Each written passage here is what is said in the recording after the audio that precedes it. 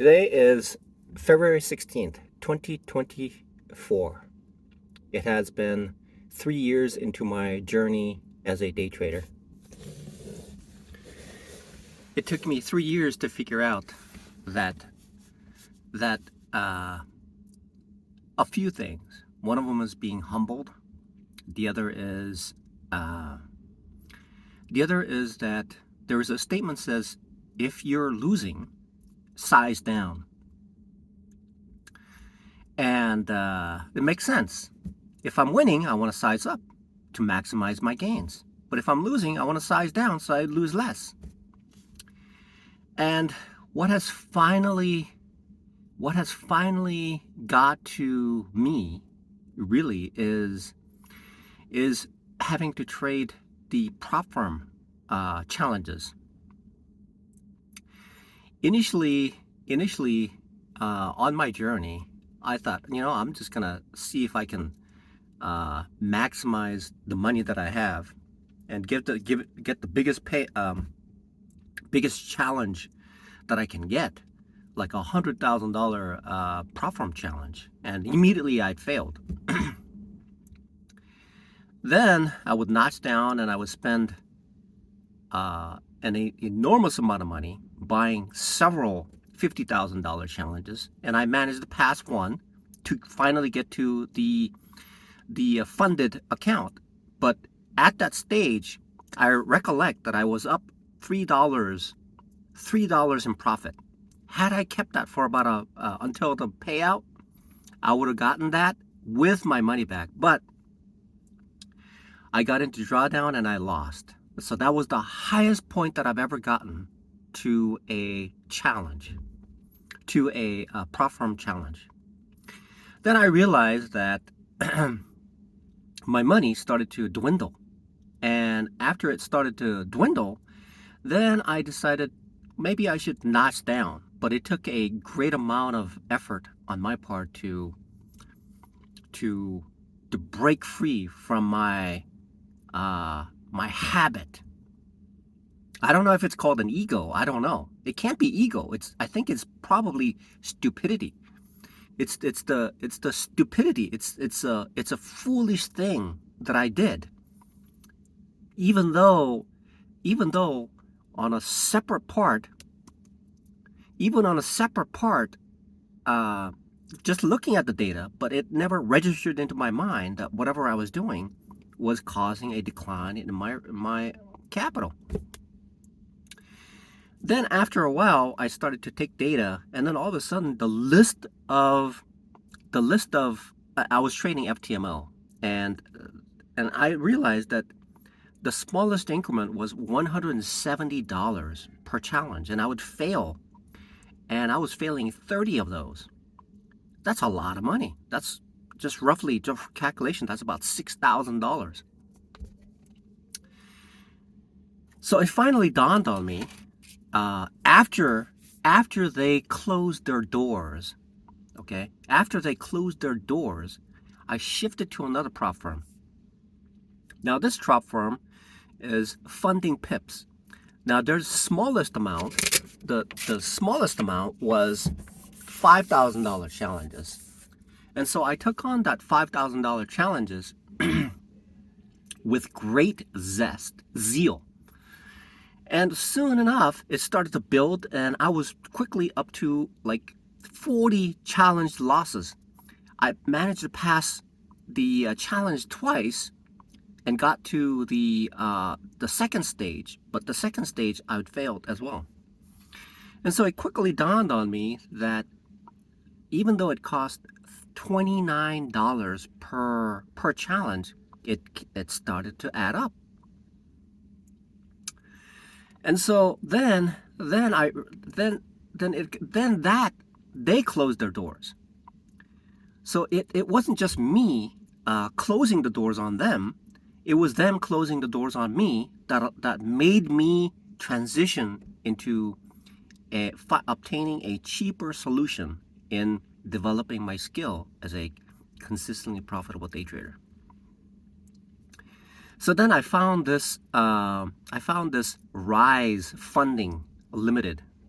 I believe they're based in UK, and hopefully they're uh, immune to what's going on with other prop firms. Apparently, the broker that they were using, Blackpool, I think it's called Blackpool. One of them was using Blackpool,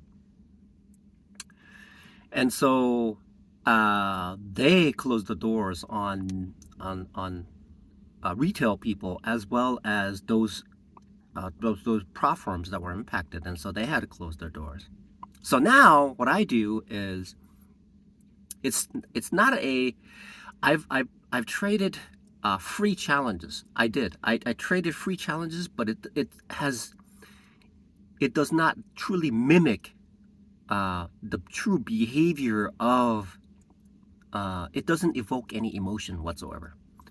And what I do is I just do Hail Mary. Just like being a Catholic, I say like Hail Mary, fully grace, Lord is with thee, and Hail Mary pass football. In free challenges, what I would do is I would just do Hail Mary. It really doesn't matter because it really doesn't matter. And I could quickly fall into just gambling. Now, what I've noticed about now I've transitioned into a $500 challenges with Rise Funding Limited. And I told a trading buddy of mine, this thing really works well. And I pray to God that this prop firm stays around for a while. Or until at least I become consistently profitable. So what I've noticed is that on the first challenge, so far I bought 2. The second one is still alive. And the first one I quickly lost. The second one, which cost me $5, and then now the second $5 is showing me a great amount of detail in the pitfalls of trading Forex, and giving me an insight into indices as well as the Forex as I become more acclimated in the environment of day trading in the futures and the Forex. Particularly US Tech 100 and the Dow futures. The spread is just too wide for me. I can't trade it. It's just way too wide. I believe it's called a US 30, and US 30 is the spread is enormous. And so I primarily stick with US Tech 100 and the Forex. And so what I've noticed about, there's some peculiarities that I'm learning about, and I'm getting a greater value from this $5 challenge than risking so much, because the potency of the emotion from risking a lot of money, which is essentially like half of my bankroll, or even 60% of my bankroll, is being at risk, because I could fail the challenge and it'll be gone. But in this case, because it is $5, I can focus on the technical things and what's really going on around it, removed of the fog of emotion. And that's helping me to become a better, it seems to me, truly growing the logical side and removing the subconscious side, which essentially is like playing the slot machine. Playing the slot machine is essentially on a statistical basis, slightly less than 50%. And what that happens is that it stokes the emotion within me on a perpetual and infinite basis. It's a perpetual and infinite basis with zero growth, because I am residing in a pool of emotion that does not grow except to create this chemical reaction that occurs in the body. It's like there's an aphid that creates sugary water out of its butt. What it does is there are cultivating ants that are patrolling the tree where this aphid is munching on the leaves. And these ants will leave these aphids alone because they get a benefit of sugary water which they feed on. And it's a perpetual relationship that goes on within that emotion. And so that switch to a $5 trading has so far allowed me to understand the timeline. It's giving me time to understand the timeline between the 24-hour period of areas where significant traumatic events will occur. So at 3 o'clock my time, Mountain Standard Time, there will be the market will be closed with essentially a large spread that occurs in the Forex market. Also, the futures, my time, Mountain Standard Time, will be closed at 3 p.m. And when I'm in a trade, what it will do is it'll cause me to not be able to close or buy another for about 30 minutes. So within those times, I have to be, even though it's open 24 hours, those are the times that I need to be aware of. So if I look at the time frame of the Forex window, so essentially at about 6:30 Mountain Standard Time, extreme amount of volatility occurs as the futures market open, as well as the Forex market transitions into the U.S. market 1 hour before Wall Street opens, and it becomes extremely volatile. At 6:30 in the morning, the spread widens, and it'll move in such a drastic manner that even a single partial lot would equate to hundreds of dollars of loss. And then it quickly settles down to whatever the range is going to start the day within, and then the spread narrows. That correlates with the futures market. Also, there are news that are around the globe that impacts this Forex pair anytime. So I have to be aware of those market conditions, market moving news times, in order to mitigate, reduce risk. And at about 3 o'clock Mountain Standard Time, then the Forex market essentially closes down for about 30 minutes. And at that time, the swap kicks in. The swap is a value that's put in there. Don't know exactly what they're doing. I guess it's some sort of I guess they're swapping or something, whatever it is. But it's an expensive. If I hold it through it, they'll charge me money for swap fee. So I need to be out of that window. And then for the next half an hour, there's some adjustments that occurs that has the spread that is wide. And then after a half an hour, the spread narrows. And that's where, so I have to be aware of those 30 minutes in the morning at 6:30, and then Mountain Standard Time, and 3 o'clock Mountain Standard Time for about 30 minutes to allow the market conditions to, it seems to be resetting.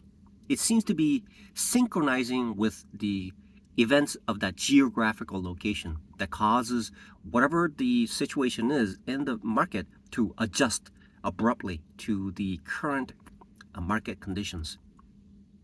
So I've learned that being humbled means that it fits the criteria of sizing down when I'm losing. Essentially, I've demonstrated it based on the fact that I've lost so much with FTMO, lost so much with trading pips, funding pips. Now I'm using Rise funding that is essentially $5 per challenge. And I purposely set it to 3 stages, so that if I'm truly consistently profitable, I will be able to pass that. And so when I'm able to pass that, then I can go into a higher denomination of challenges and be able to pass those with a higher statistical advantage. So that fits that first criteria of sizing down when I'm losing, and I've demonstrated it with the trading challenges. And what that will allow me to do is be able to take that hard-earned money from washing dishes, save it, because I don't know how long it's going to take. You have a medical doctor. You have a medical doctor who, Al Brooks is a medical doctor. I mean, it took him 10 years to figure this out. Now me, just half-hearted effort to pass my BSEE in a university, and it took me 3 different tries to pass a simple essay. Now I don't know how long it's going to take, but the smartest thing that I've done so far is to risk as little as possible so that I can get to a point where I can be a consistently profitable day trader. My son, he's got it on LinkedIn. My son has a GPA. When he graduated from a university, he has 3.85 GPA, apparently, right? So obviously he gets his smarts from his mother. Not from me, obviously. So what I plan to do is, now with the same degree, he's got a BSEE, and he's got a 3.85 GPA. So if we were in the same class, I mean, he would be doing something far more important than what I'd be doing. So now this is a point where essentially what I plan to do is purchase several. What I need to do is pass at least 3. So before they close this door, hopefully they don't close the door. So on my next paycheck, hopefully it'll be today or it's going to be on Monday. Then all I have to do is spend $100, and that's 20 challenges. Okay, I anticipate that even with those 20 challenges, I'm not going to be able to pass. So I'm gonna cycle through as much as possible, but I'm gonna buy it before something, if it ever, just as insurance. Hopefully it stays around for a while, so that I can learn and learn and learn and learn. That's the objective. So on my next paycheck, I plan to buy 20 challenges, and then I'll go through each one of them until I'm consistent. When I'm consistent, it means that I will have passed 3 challenges that have 3 stages. Okay, so I will pass 9 stages altogether. If I am able to pass all 9 stages, then, only then can I move up to another belt, the yellow belt, where it's going to be, I think, maybe $1,000, I think. Then only at 1,000, when I pass 3 challenges at 3 stages, only then will I go up to, what is that, 2,500 or 5,000, whatever it is. So between 2,500 and 5,000, so I'm thinking way too ahead right now. I just need to pass the first one. Pass the first one with this $5 challenge. And when that happens, things will be fantastic.